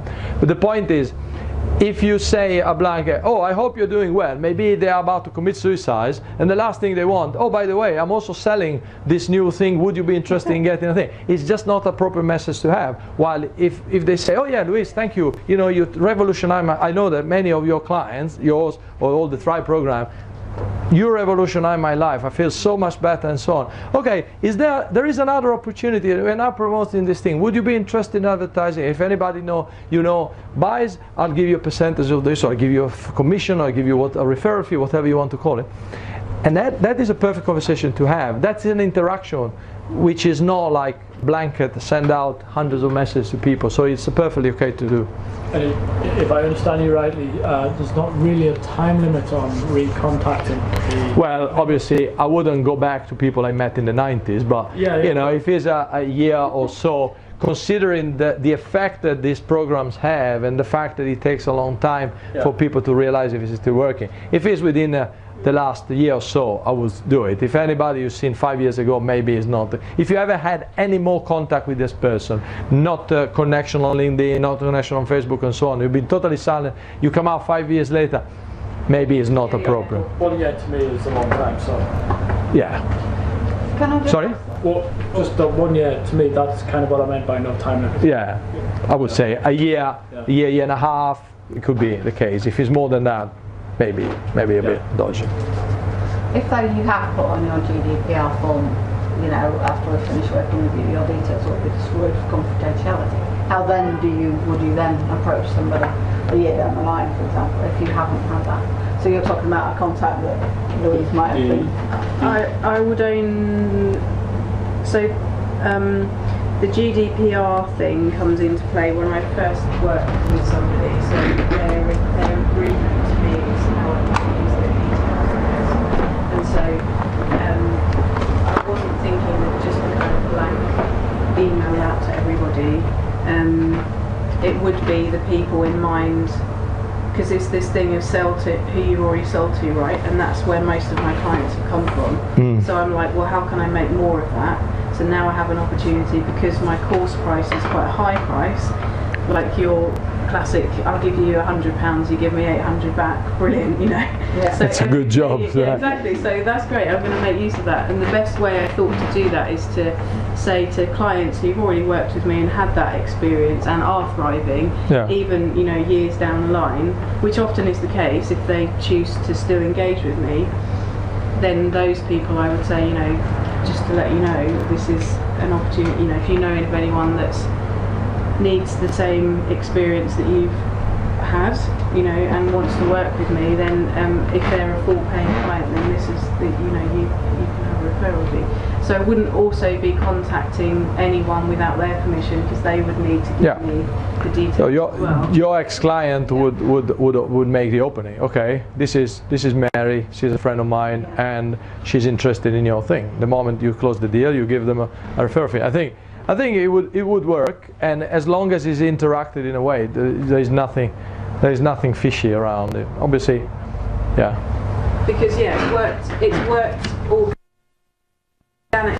I'm like thinking, well, why can't I just give it a little nudge in the right direction and just remind people, that actually they can refer people.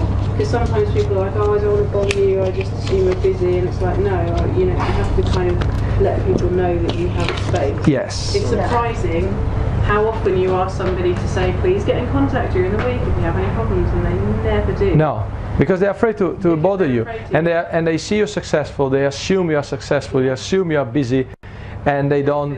And again, another mistake that a lot of people make is that naturally we are wired toward the negative. Okay, so if something goes wrong with anybody, we are likely to tell, oh, I went in that restaurant, was not very good. But very few of us will praise something good.